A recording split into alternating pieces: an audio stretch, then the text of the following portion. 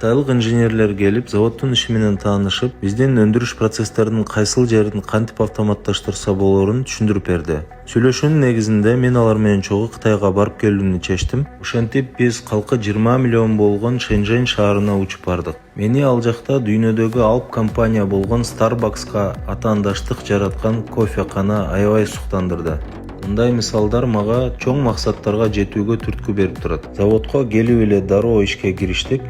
Ал жабдыктар кандай иштегенин көрүп, буюрса биздин компанияда кантип иштегенин көзүмө элестеттим.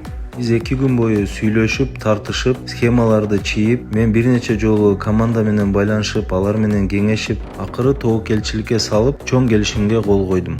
Бул биз үчүн чоң иш болду. Мен өз командам менен сыймыктанамын. Биз эл аралык деңгээлдеги чоң рынокко даярбыз.